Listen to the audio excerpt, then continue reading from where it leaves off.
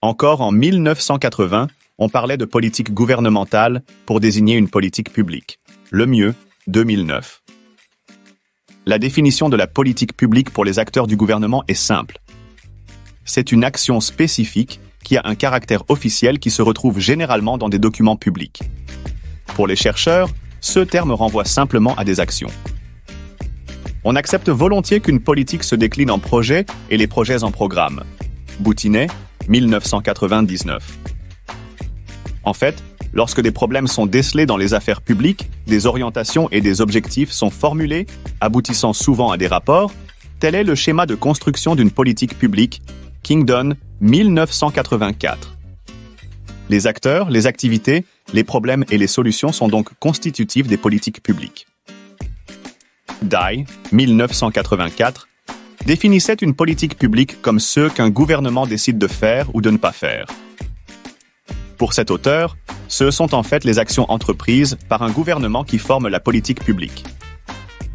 Meany et Toenig, 1989, définissent la politique publique comme l'action des autorités publiques au sein de la société. Pour Pal, 1992, une politique publique est une action que des autorités publiques choisissent d'adopter pour régler un ensemble interrelié de problèmes. Jenkins, 1978, y ajoute la sélection des buts et des moyens pour les atteindre. Donc la recherche de solutions enrichit cette définition.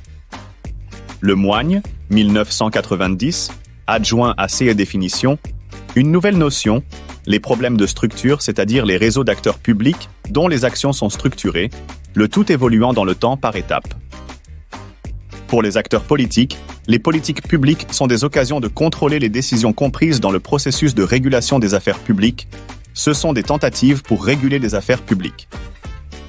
De profondes transformations ont touché la perception du rôle que l'on pouvait avoir de l'État et de sa place dans l'espace public.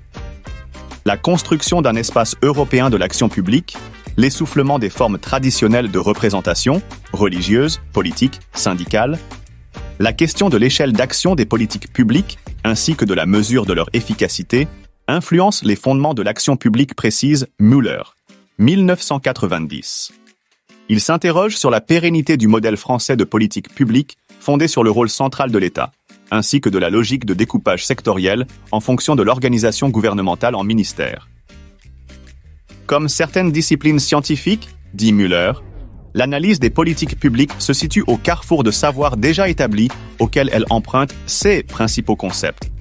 Droit, économie, gestion, sociologie, sciences politiques, ainsi que, puisqu'il s'agit de formation, les sciences de l'éducation. En tant que science de l'action publique, elle prend souvent la forme, selon le même auteur, de simples méthodes plus que d'une discipline académique avec des savoirs constitués.